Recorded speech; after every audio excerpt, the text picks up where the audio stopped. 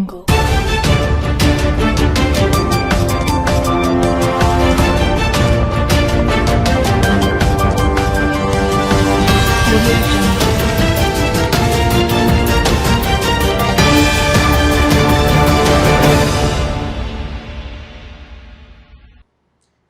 News కి స్వాగతం. ముందుగా ముఖ్యాంశాలు. బండి భగీరథ కేసులో కాంగ్రెస్ ప్రభుత్వం అనుసరిస్తున్న తీరుపై బీఆర్ఎస్ ఫైర్. కేసు నమోదు 5 రోజులు గడుస్తున్నా ఇప్పటికీ భగీరథను ఎందుకు అరెస్ట్ చేయలేదని నిలదీత. పరాయిలో ఉన్నాడంటే ఇంటెలిజెన్స్ వ్యవస్థ విఫలమైందా అని మండిపాటు.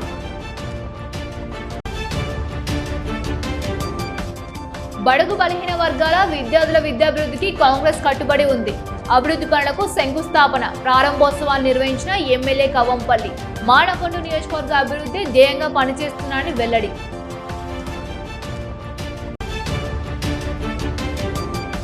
ఉమ్మడి జిల్లా వ్యాప్తంగా ఘనంగా హనుమాన్ జన్మోత్సవ వేడుకలు. కాషాయ వర్ణమై కొండగట్టు భక్తులతో కిటకిటలాడిన రామాలయాలు. హనుమాన్ ఆలయాలు పెద్ద ఎత్తున తరలివచ్చి స్వామివారిని దర్శించుకొని మొక్కులు చెల్లించుకుంటున్న భక్తులు.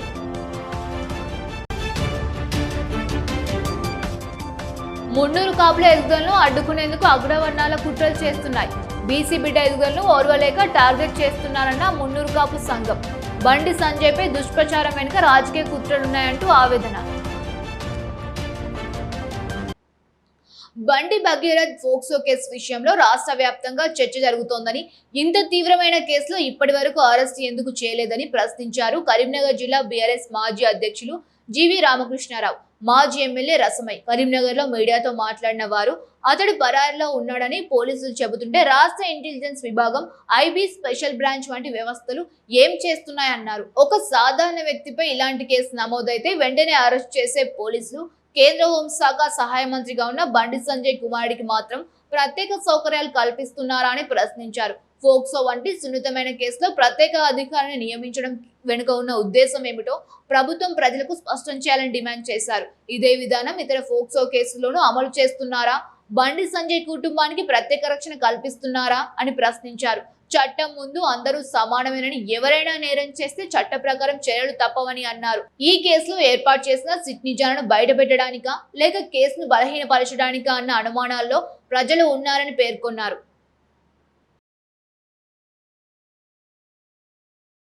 గత 4-5 రోజుల నుంచి కూడా మొత్తం యావత్ తెలంగాణలో బండి సంజయ్ గారి పైన పెట్టిన పాస్కో కేసు గురించి మొత్తము సోషల్ మీడియా కానివ్వండి, న్యూస్ కానివ్వండి, అన్నీ కూడా తిరుగుతున్న సంగతి మనం చూస్తున్నాం. మేము ఈ వేదిక నుంచి ఒకటే డిమాండ్ చేస్తున్నాం. ఇవాళ ఇన్ని రోజులైనప్పటికీ కూడా ఇంతవరకు ఎందుకు పాస్కో కేసులో నిందితులైనటువంటి బండి సంజయ్ గారి కుమారుడు బండి భగీరథ్ని ఎందుకు ఇంతవరకు పోలీసు వాళ్ళు అరెస్ట్ చేస్తలేదని చెప్పి మేము సూట్ ప్రశ్నిస్తున్నాం. ఈరోజు పోలీసు వాళ్ళు ధైర్యంగా ఏం చెప్తున్నారు? పరారీలో ఉన్నాడు నిందితుడు అని చెప్తున్నారు. ఒక కేంద్ర హోంశాఖ మంత్రి కుమారుడు పరారీలో ఎలా ఉంటాడండి? ఇంత పెద్ద ఇష్యూ జరుగుతున్నప్పుడు మీ ఇంటెలిజెన్స్ ఎడిపోయింది, మీ ఐబీ ఎడిపోయింది, మీ స్పెషల్ బ్రాంచ్ ఎడిపోయిందని చెప్పి నేను అడుగుతున్నాడు. ఇదంతా కూడా కావాలని చెప్పి రాష్ట్ర ముఖ్యమంత్రి గారు బండి సంజయ్ గారికి సహకరిస్తున్న సంగతి మనకు తెలుస్తున్నది. పాస్కో కేసు అనేది చాలా ప్రతిష్టమైన కేసు. ఇది సెంట్రల్ గవర్నమెంట్ యాక్ట్. ఈ కేసులో నిందితుడిని తక్షణమే అరెస్ట్ చేయాలి, ఫస్ట్ జైల్లో పంపాలి. అది వదిలిపెట్టేసి ఒక ప్రత్యేకమైన అధికారిని నియమించారు. డిపార్ట్మెంట్ వారు చేసిన ఎఫ్ఐఆర్కి వారి డిపార్ట్మెంట్ వారినే ప్రత్యేక అధికారం ఇవ్వడం ఎక్కడ చూడలేము మేము. ఇది డిపార్ట్మెంట్ ఎంక్వైరీ కాదు కదా. బండి భగీరథ పోలీస్ డిపార్ట్మెంట్ తప్పు చేయలే కదా. ఒక అమ్మాయిని అత్యాచారం చేసే ప్రయత్నం చేసాను, ఒక అమ్మాయి పైన ఆఘాతం చేసే ప్రయత్నం చేసాను, అత్యాచారం కూడా క్షమించండి. ఆ అమ్మాయిని నాశనం చేసే ప్రయత్నం చేస్తే ఎంక్వైరీ ఆఫీసర్ పెడతారు. అంటే పోలీస్ డిపార్ట్మెంట్ వారు అరెస్ట్ చేసి లోపల వేస్తారా? లోపల వేసి బొక్కలు వేసిన తర్వాత నువ్వు ఎన్ని పెడతావు పెట్టు, దాని తర్వాత కోర్టు చూసుకునే దాని సంగతి అంతా. దాని తర్వాత ఛార్జ్షీట్ ఫైల్ చేసేటప్పుడు అప్పుడు రాయండి ఏం రాస్తారో. రాష్ట్ర వ్యాప్తంగా, దేశవ్యాప్తంగా, ప్రపంచవ్యాప్తంగా కూడా ఇలా ఏ ఇన్స్టా ఓపెన్ చేసినా, ఏ ఫేస్బుక్ ఓపెన్ చేసినా, ఏ పత్రిక తిరిగేసినా, ఏ నలుగురు కలిసినా మాట్లాడుకుంటున్నటువంటి విషయం ఏంటంటే, ఇన్ని రకాల ఎవిడెన్సులు దొరికిన తర్వాత కూడా బండి సంజయ్ పుత్రరత్నము ఈ భగీరథ అనే వ్యక్తి పిల్లోని ఎందుకు ఇంకా అరెస్టు చేస్తలేరు అనేది ఇలా ప్రతి వాళ్ళు మాట్లాడుకున్నటువంటి విషయము ఇలా ఎక్కడ పడితే అక్కడ చర్చ వస్తూ ఉన్నది.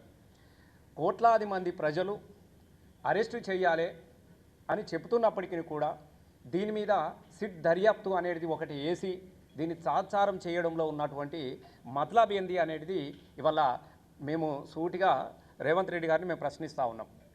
ఎందుకనంటే మనం అందరం కూడా చూస్తూ ఉన్నాం, మన సభలో కూడా నీది తేనాలే నాది తేనాలే అని ఇద్దరు ఒకరికొకరు మాట్లాడుకుంటా, గిచ్చుకుంటా, నవ్వుకుంటా, తుల్లుకుంటా మాట్లాడుకుంటున్నటువంటి సందర్భం చూస్తేనే వాళ్ళ మర్మం ఎక్కడ ఉంది, మనుషులు అక్కడ ఈ పార్టీలో కూడా ఆ పార్టీలో ఉన్న కూడా వాళ్ళ మనసులు ఒకటే అనేది మనకు అర్థమైపోతుంది.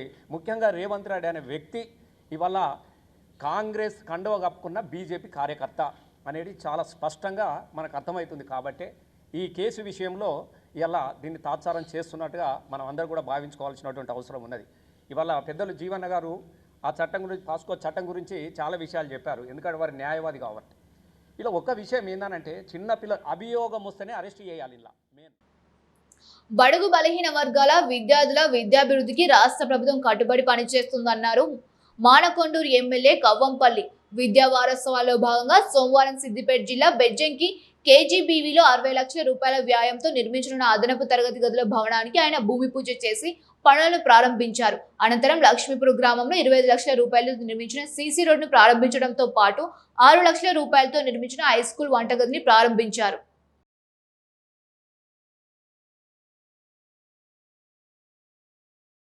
అదనపు గదుల కోసం నాబార్డ్ నిధుల కింద 60 లక్షల రూపాయలు కేటాయించడం జరిగింది.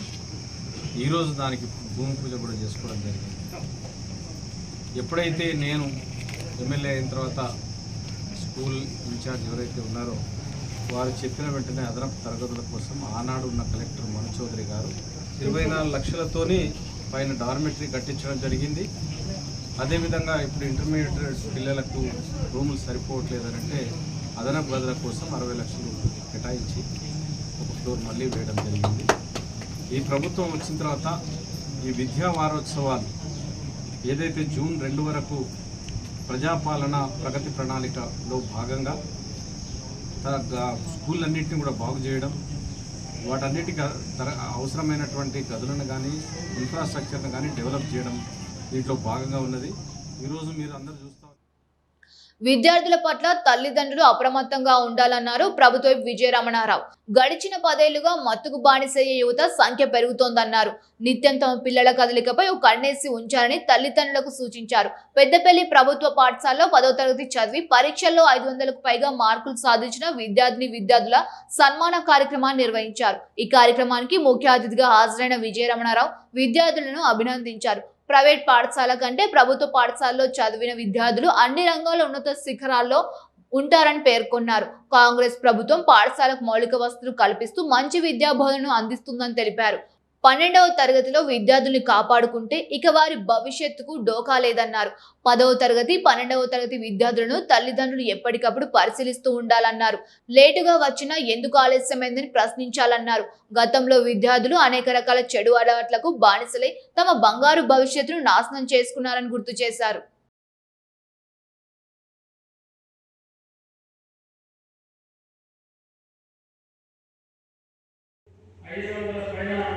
మార్పులు కావాలనేది మరి మీ ప్రతిభ గుర్తుంటే మన పెద్దపల్లి నియోజకవర్గానికి గర్వకారం అని చెప్పి ఈ సందర్భంగా చేస్తాం.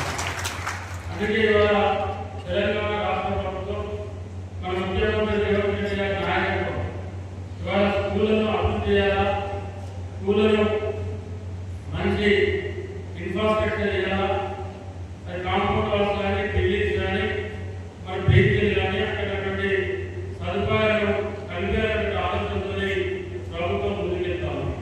అందుకే ఇవాళ హై స్కూల్లో కానీ మనం ఏమి కూడా ఇబ్రహీంపట్నం దగ్గర ఒక తెలంగాణ స్కూల్ ఒకటి లాంచ్ చేస్తే నేను చూసి రావడం జరిగింది.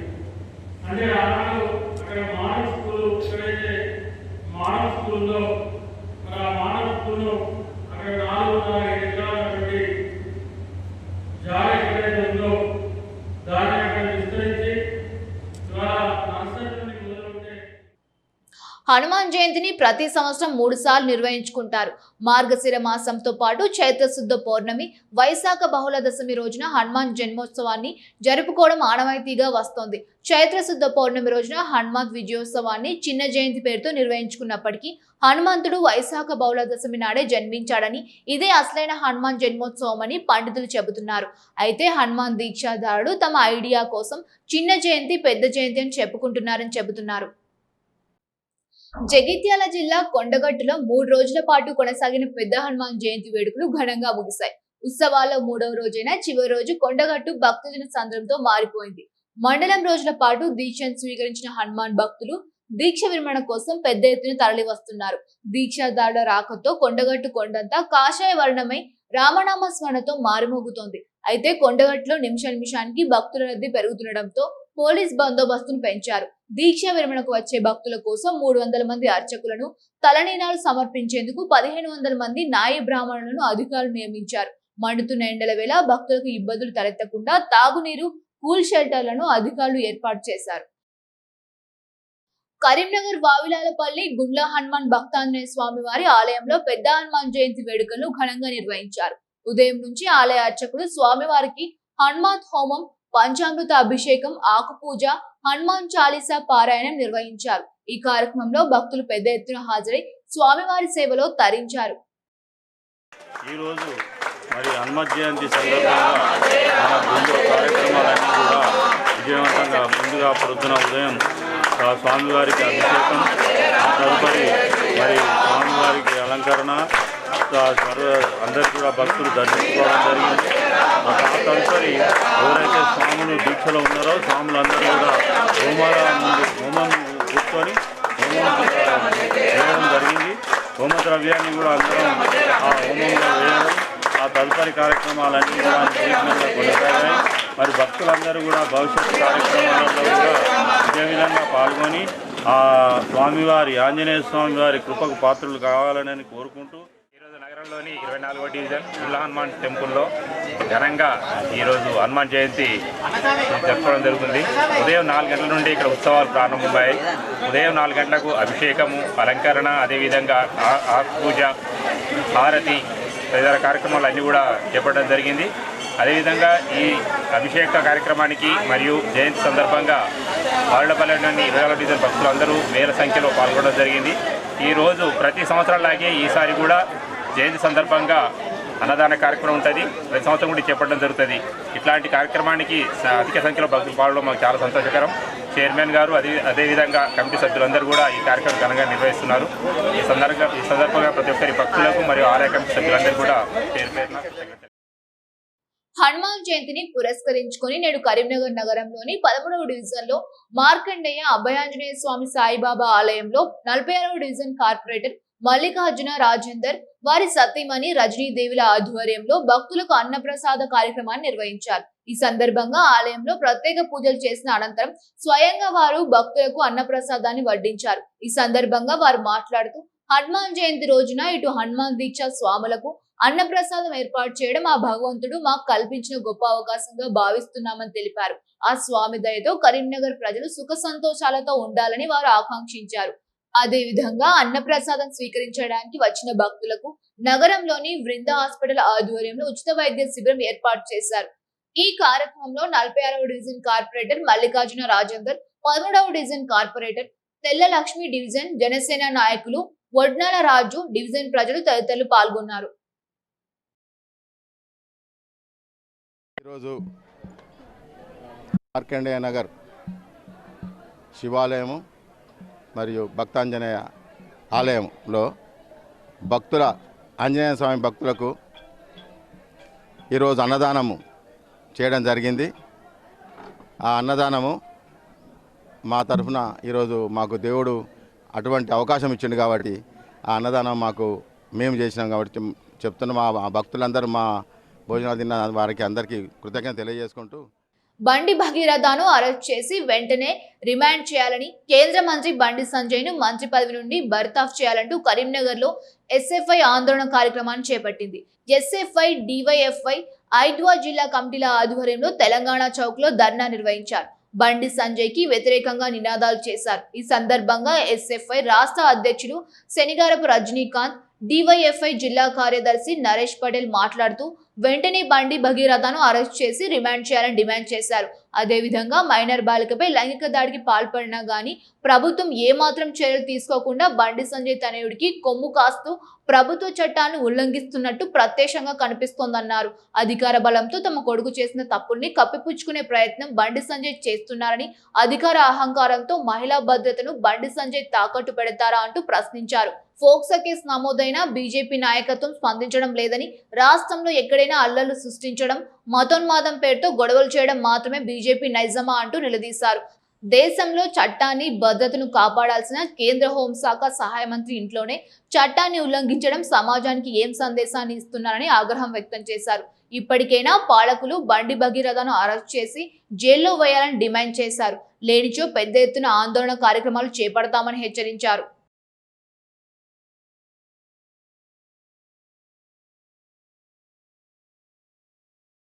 ఎస్ఎఫ్ఐ డివైఎఫ్ఐ 5వ రాష్ట్ర కమిటీల పిలుపు మేరకు కరీంనగర్ తెలంగాణ చౌక్లో నిరసన చేయడం జరిగింది. ఈ నిరసన ముఖ్య ఉద్దేశం రాష్ట్రంలో ఈరోజు ఈ దేశంలో కేంద్ర మంత్రిగా ఉన్న బండి సంజయ్ కుమారుడు బండి భగీరథ్ ఒక 17 సంవత్సరాల అమ్మాయి పైన అత్యాచారం చేసి మద్యం తాగించి ఫామ్ హౌస్లో అమ్మాయితో ఈరోజు తిరిగి అమ్మాయి పైన అత్యాచారం చేసి తను ఈరోజు తన కుటుంబం తన పైన అత్యాచారం చేసిరని ఈరోజు కేసు నమోదు చేసినా కూడా ఈ రాష్ట్రంలో ఇప్పటి వరకు కూడా రాష్ట్ర ప్రభుత్వం ఇప్పటి వరకు కూడా కనీసం ఈరోజు స్పందించిన పరిస్థితి ఉన్నది. 2 రోజుల తర్వాత నిన్న స్పందిస్తున్నారు. ఈరోజు రాష్ట్రంలో ఈరోజు కేసు 684/26 సంబంధించింది ఈరోజు సెక్షన్ కింద ఈరోజు కేసు నమోదు చేసినా కూడా ఇప్పటి వరకు కూడా ఎందుకు ఈరోజు విచారణ జరిపించడం లేదు. అంటే ఈ రాష్ట్ర ప్రభుత్వం ఈరోజు కేంద్ర మంత్రి అని ఈరోజు ఎందుకు తనకు ఈరోజు సపోర్ట్ చేస్తున్నట్టు ఈరోజు రాష్ట్ర ప్రభుత్వాన్ని హెచ్చరిస్తున్నాం. అంటే ఈరోజు హనీ ట్రాప్ అని చెప్తున్నారు. హనీ ట్రాప్ అంటే బండి భగీరథ్ తన కుటుంబంతో తీర్థయాత్రలు పోతారు. హనీ ట్రాప్ అంటే ఈరోజు విహారయాత్రలు పోతారు. అంటే ఈరోజు బండి సంజయ్ హనీ ట్రాప్ అనే పేరుతోని తన కోరికను కాపాడుకోవడానికి కోసం ఈరోజు చేస్తున్నారు. ఈరోజు తెలంగాణ చౌక్లో ఎస్ఎఫ్ఐ డివైఎఫ్ఐ 5వ జిల్లా కమిటీల ఆధ్వర్యంలో కేంద్ర హోం సహాయ మంత్రి బండి సంజయ్ కుమారుడు బండి భగీరథ్ను వెంటనే అరెస్టు చేసి రిమాండ్ చేయాలని చెప్పేసి ఈరోజు నిరసన కార్యక్రమం చేయడం జరిగింది.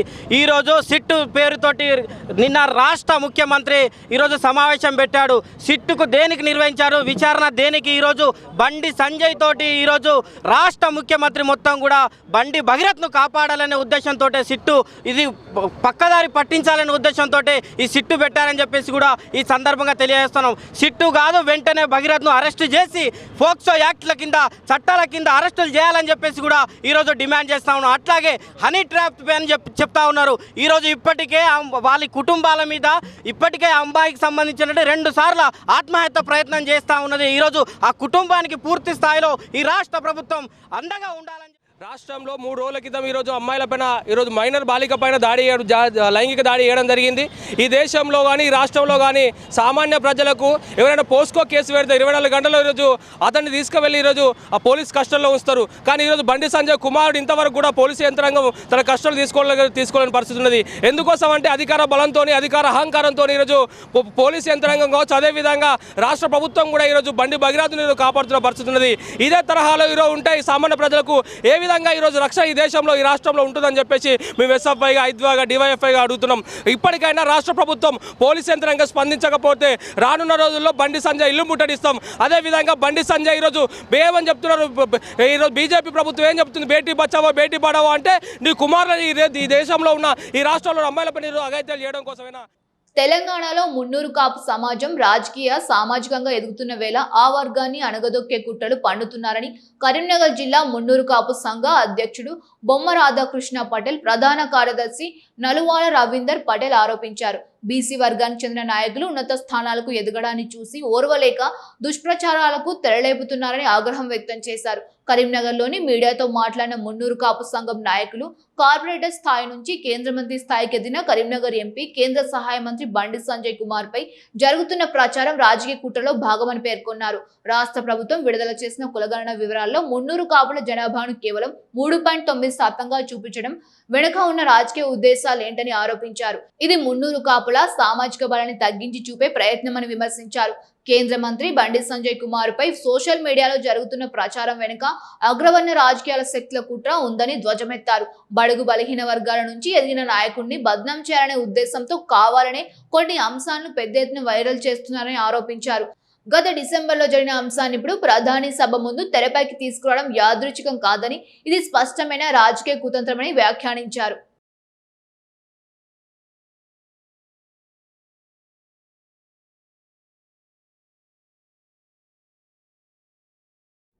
కక్షతోటి ఆరోపణలు చేయడం జరుగుతున్నది. మరి ఇది డిసెంబర్లో జరిగిన ఇన్సిడెంట్ను ఇప్పుడు తెర మీదకి తీసుకొచ్చి వారి క్యారెక్టర్ను డ్యామేజ్ చేయాలని చూస్తుండ్రు. ఇది ఎంతవరకు సమంజసము? ఈ మా మున్నూరు కాపు సోదరులను అనగదొక్కే ప్రయత్నం చేస్తుండ్రు. కష్టపడి ఎదిగిన సంజయ్ కుమార్ గారిని ఎలా అనచాలనో వారికి ఏ విధంగా తోయక వారి కొడుకును అడ్డం పెట్టుకొని ఈ పనులు చేస్తాడని మా జిల్లా సంఘం నుంచి తీవ్రంగా ఖండిస్తున్నాము. ఏవైతే అపోహలు అబద్ధాలు ఏవైతే మాట్లాడుతున్నారో బండి సంజయ్ గారి మీద, బండి సంజయ్ కూడా నాకు చిన్నప్పటి నుంచి సోదరుతో సమానుడు, ఒకటే వాళ్ళలో ఉండవాళ్ళము. ఆయన నేచర్ ఏంటి అనేది మాకు మంచిగా తెలుసు. నేను ఒక రాష్ట్రీయ స్వయంసేవక సంఘం లో మెంబర్ను. ఆయన కూడా మొదటి నుంచి ఆర్ఎస్ఎస్ నమ్ముకున్న వ్యక్తే.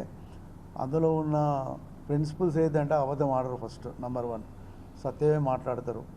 నాకు తెలిసినంత వరకు ఆయన చేసిన పనులకు ఆయన కరెక్ట్ జవాబుదారు ఉంటాడు. కానీ ఆయన కొడుకు ఒకవేళ చేసినట్టయితే నిరూపణ అయితే ఆయన దేనికైనా సిద్ధమే. చట్టం తన పని తను చేసుకుంటూ పోతుంది. దాని ప్రకారంగా న్యాయం ఉన్నది, చట్టం ఉన్నారు, వాళ్ళు చేస్తారు. దాని ప్రకారంగా శిక్షార్హుడు అయితే మీరు ఏ విధంగా అయినా చేసుకోనని ఆయనకు అభ్యంతరం లేదని చెప్పాడు. ఆయన ఇన్ఫ్లుయెన్స్ ఏం పనిచేయట్లేదు. కానీ అనవసరంగా మనిషి ఒక కార్పొరేటర్ స్థాయి నుంచి ఒక గత 20-25 ఏళ్ళ నుంచి పైకి వచ్చి ఇవాళ ఒక జిల్లా నుంచి రాష్ట్రం నుంచి నేషనల్ ఫిగర్ అయ్యి ఒక హోమ్ మినిస్టర్ స్థాయికి పెరిగి ఆయనను ఓరలేక చాలామంది వెనుక గుంజుతున్నారు. మన సింబల్ ఆఫ్ మున్నూరు కాపని మేము ముద్దుగా పిలుచుకునే బొమ్మ వెంకన్న గారి తనయుడు బొమ్మ శ్రీరామ్ చక్రవర్తి గారిని చైర్మన్గా నియమించడం జరిగింది. ఈ సందర్భంగా మా జిల్లా మున్నూరు కాపు సంఘం పక్షాన తెలంగాణ ప్రభుత్వం ముఖ్యమంత్రి రేవంత్ రెడ్డి గారికి మరియు పిసిసి అధ్యక్షులు మహేష్ గౌడ్ గారికి, స్థానికంగా ఉండే మంత్రులు పొన్నం ప్రభాకర్ గారికి, శ్రీధర్ బాబు గారికి, అడ్లూరు లక్ష్మణ్ కుమార్ గారికి, కవ్వంపల్లి సత్యనారాయణ గారికి, డిసిసి ప్రెసిడెంట్ మేడిపల్లి సత్యం గారికి మా జిల్లా మున్నూరు కాపు సంఘం పక్షాన కృతజ్ఞత తెలియజేసుకుంటున్నాము. అలాగే వ్యవసాయ మార్కెట్ కమిటీ చైర్మన్గా ప్రజాపాలన ప్రగతి ప్రణాళికలో భాగంగా విద్యా వారోత్సవాలను ప్రారంభించారు. ఈ నెల 11వ తేదీన ప్రారంభమైన ఈ వారోత్సవాలు ఈ నెల 17వ తేదీ వరకు కొనసాగుతున్నాయి. వారం రోజుల పాటు విద్యాశాఖ ఆధ్వర్యంలో ప్రత్యేక కార్యక్రమాలు నిర్వహించనున్నారు. విద్యా సంవత్సరానికి ప్రభుత్వ పాఠశాలను సిద్ధం చేయడమే కాక ప్రవేశాల పెంపునకు కార్యాచరణ రూపొందించారు. కార్యక్రమాల్లో భాగంగా 2వ రోజు ఎస్ఎస్సి పరీక్షల్లో ఫెయిల్ అయిన విద్యార్థులకు రీమెడియల్ క్యాంపును ప్రారంభించారు. ఈ రీమెడియల్ క్లాసెస్ కరీంనగర్ జిల్లాలో కరీంనగర్ సప్తగిరి కాలనీ ప్రభుత్వ పాఠశాలతో పాటు హుజూరాబాద్ ప్రభుత్వ పాఠశాలలో ఏర్పాటు చేశారు. కరీంనగర్ సప్తగిరి పాఠశాలలో చుట్టుప్రక్కల మండలాలకు చెందిన 105 మంది విద్యార్థులు ఉండగా హుజూరాబాద్ డివిజన్లో 29 మంది, మొత్తం 134 మంది ఫెయిల్ అయిన విద్యార్థులు ఉన్నారు. Quality coordinator Ashok Reddy June 5వ తేదీ నుండి అడ్వాన్స్డ్ సప్లిమెంటరీ పరీక్షలు ఉన్నాయని, పరీక్షలకు వీరిని సిద్ధం చేసేందుకు వచ్చే నెల 3వ తేదీ వరకు 23 రోజుల పాటు ప్రత్యేక క్లాసులు నిర్వహించనున్నారు. ఫెయిల్ అయిన విద్యార్థులు అయ్యో ఫెయిల్ అయ్యామని నిరుత్సాహపడకుండా ఈ అవకాశాన్ని సద్వినియోగం చేసుకుని ఉత్తీర్ణతలు కావాలని పిలుపునిచ్చారు.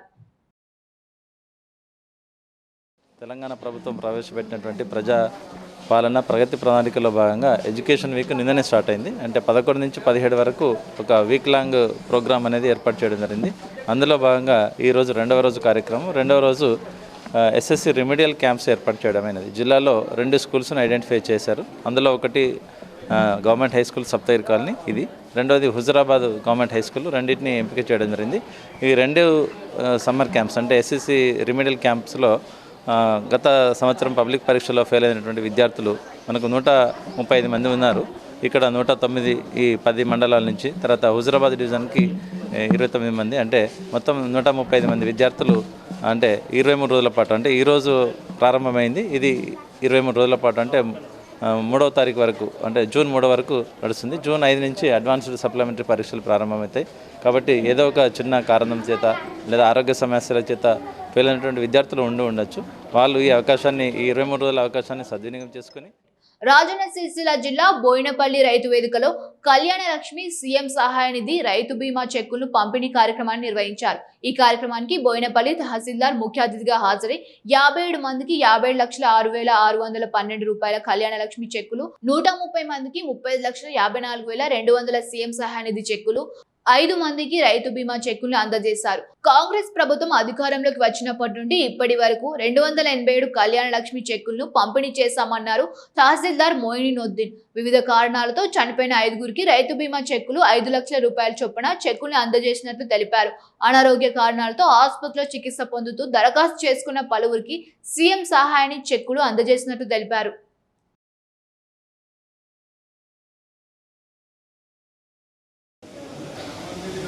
ఈరోజు బోయినపల్లి మండలంలోని కళ్యాణ లక్ష్మి షాదీ ముబారక్ చెట్టు గౌరవులైన సర్పంచ్లు మళ్ళీ ప్రజాప్రతినిధులు మండలం అంతా వివిధ లీడర్లు వివిధ కోఆపరేటివ్ సొసైటీ చైర్మన్లు అందరూ ఈరోజు మనం కళ్యాణ లక్ష్మి చెక్కులు పంపినాం. మన మండలానికి 57 చెక్కులు ఈ గత 3 నెలల వచ్చినాయి. మొత్తం 57,06,000 చిల్లర అమౌంట్ సంబంధించిన బెనిఫిషరీకి అందజేయడం జరిగింది. ఈ యొక్క కార్యక్రమానికి గతంలో లాగానే ఆర్టీసీ బస్సు గ్రామంలోకి రావాలని డిమాండ్ చేస్తూ ఇల్లందుకుంట మండలం పెద్దలింగాపూర్ గ్రామస్తులు ఆందోళనకు దిగారు. పెట్రోల్ బంక్ చౌరస్తా వద్ద బస్సును ఆపి ధర్నా నిర్వహించారు. డిపో మేనేజర్ వచ్చి తమకు హామీ ఇచ్చేంత వరకు బస్సును కదలనిచ్చేది లేదంటూ భీష్మించారు. ధర్నా సమాచారం అందుకున్న పోలీసులు ఘటనా స్థలానికి చేరుకొని గ్రామస్తులను డిపో మేనేజర్ తో ఫోన్లో మాట్లాడించారు. డిపో మేనేజర్ హామీ మేరకు ఆందోళన విరమించారు. సిరిసిల్ల నుండి ఇల్లందుకుంట వెళ్లే బస్సులు పెద్దలింగాపూర్ పెట్రోల్ బంక్ దగ్గర వరకు వచ్చి వెళ్తున్నాయే తప్ప గ్రామంలోకి రావడం లేదని, దీంతో ప్రయాణానికి ఇబ్బందులు తలెత్తున్నాయంటున్నారు పెద్దలింగాపూర్ గ్రామస్తులు. దీంతో తమకు 2 కిలోమీటర్లకు పైగా దూరం పెరుగుతోందని, వికలాంగులకు వృద్ధులకు ఇబ్బందులు తలెత్తున్నాయంటున్నారు. తమ గ్రామానికి గతంలో ఏ విధంగా బస్సు నడిపారో ఆ రూట్ మ్యాప్ ప్రకారమే నడిపించాలని డిమాండ్ చేశారు. గ్రామ సర్పంచ్ గారు కోరిన విధంగా బస్సులు పంపిస్తామని గ్రామ సర్పంచ్ గారికి మనవి చేస్తున్నాం. మీరు ఏ విధంగా ఏ టైంలో పంపించమంటే ఆ టైంలో పంపిస్తాం. ఎందుకంటే ప్రజా సంస్థ ఆర్టీసీ ప్రజాదరణ పొందిన సంస్థ కాబట్టి ఇది ప్రయాణికులు ఎలా కోరితే అలా పంపించడానికి రూట్ చెప్పండి సార్. ఆ రూట్ చెప్తేనే మాకు సాటిస్ఫై అవుతుంది. మీరు ఇప్పుడు జిల్లా ఇల్లంతకుంట ఇట్లా అడిగారు కదా, డైరెక్ట్ బస్సు పంపిస్తాం. Okay sir, thank you sir. Karimnagar Jyothishmathi engineering కాలేజ్లో సిఎస్ఐ ఫైనల్ ఇయర్ విద్యార్థిని జునైరా అంబర్ ప్రముఖ సంస్థ ఆటోమేట్ ఏఏ ప్రైవేట్ లిమిటెడ్లో ఎస్ఓసి అనలిస్ట్ ఉద్యోగాన్ని సాధించింది. ఈ సంస్థ ద్వారా ఆమెకు అల్సులైమన్ గ్రూప్ ఐకియా సౌదీ అరేబియాకు నియమించగా సంవత్సరానికి 6.6 లక్షల వేతనానికి ప్యాకేజీ లభించింది. ఈ సందర్భంగా జ్యోతిష్మతి విద్యా సంస్థల యాజమాన్యం విద్యార్థిని అభినందించింది. సంస్థ chairman J Sagar Rao, secretary మరియు correspondent J Sumit Sai, principal doctor T Anil Kumar, dean academics మరియు ఐడిక్ డాక్టర్ పికే వైశాలి విద్యార్థినికి శుభాకాంక్షలు తెలియజేశారు. ఆమె కృషి, పట్టుదల, అకాడమిక్ ప్రతిభకు ఇది నిదర్శనమని పేర్కొన్నారు. విద్యార్థులకు నాణ్యమైన విద్యతో పాటు పరిశ్రమ అవసరాలకు అనుగుణంగా శిక్షణ అందించడం వల్లే ఇటువంటి విజయాలు సాధ్యమవుతున్నాయని తెలిపారు. అలాగే విద్యార్థిని విజయానికి కృషి చేసిన హెచ్ఓడి, ప్లేస్మెంట్ విభాగం సభ్యులు మరియు అధ్యాపకులను యాజమాన్యం అభినందించింది. భవిష్యత్తులో మరింత ఉన్నత స్థానాలకు చేరుకోవాలని ఆకాంక్షిస్తూ జునైరా అంబర్కు సంస్థ తరపున శుభాకాంక్షలు తెలియజేశారు.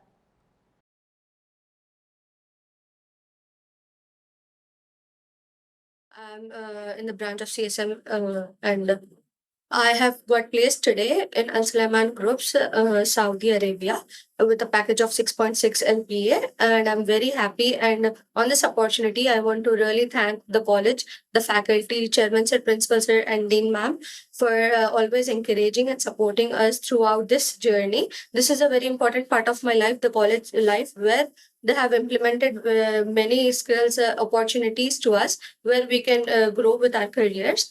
So I really want to thank everyone, the college and faculty. This is the best part where they have helped us grow like personally and professionally also. Once again, thank you everyone. ముఖ్యాంశాలు మరొకసారి. బండి భగీరథ్ కేసులో కాంగ్రెస్ ప్రభుత్వం అనుసరిస్తున్న తీరుపై BRS fire. Case నమోదు 5 రోజులు గడుస్తున్నా ఇప్పటికీ భగీరథను ఎందుకు అరెస్ట్ చేయలేదని నిలదీత. పరాయిలో ఉన్నాడంటే ఇంటెలిజెన్స్ వ్యవస్థ విఫలమైందా అని మండిపాటు.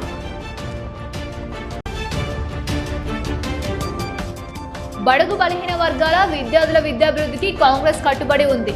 అభివృద్ధి పనులకు శంకుస్థాపన, ప్రారంభోత్సవాలు నిర్వహించిన ఎమ్మెల్యే కవంపల్లి. మానకొండ నియోజకవర్గ అభివృద్ధి ధ్యేయంగా పనిచేస్తున్నారని వెల్లడి.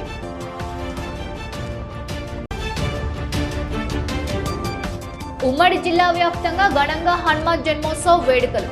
కాషాయ వర్ణమై కొండగట్టు భక్తులతో కిటకిటలాడిన రామాలయాలు. హనుమాన్ ఆలయాలు పెద్ద ఎత్తున తరలివచ్చి స్వామివారిని దర్శించుకొని మొక్కులు చెల్లించుకుంటున్న భక్తులు.